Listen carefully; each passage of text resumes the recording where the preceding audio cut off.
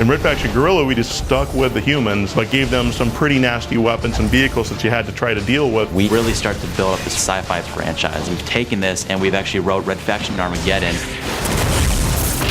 I didn't expect to see you again. It's a new story in the Mason lineage, but also we're kicking back to some of the old Red Factions as well. Looks quiet to me. Picking anything up? Negative. Something's not right. So there's an entirely different scale of enemies that you're going to be fighting, and therefore different tactics that you have to use. We now have aliens this time. It's these creatures that have been living on Mars. You'll see the Creepers, which are the first low line of enemies that you'll face in the game.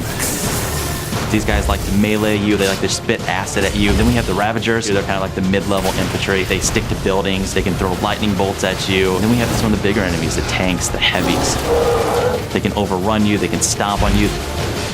Beyond that, it's just destructive weapons, destructive environments, new ways of approaching battles with enemies.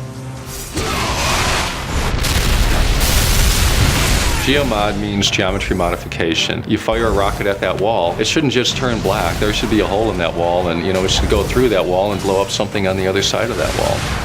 Our prime weapon, our signature weapon, is definitely the magnet gun. The magnet gun in Red Faction Armageddon is this amazing piece of weaponry where the player fires out an attractor, and then you fire out the second part, which is propelled towards whatever you put the attractor on.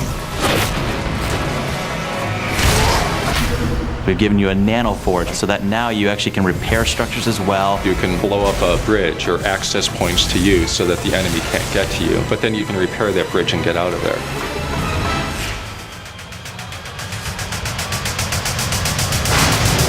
We've had a lot of fun being able to come up with some of these types of weapons that are really maximizing destruction. I think at the core of it, it is a game, it's entertainment, and it's got to be fun.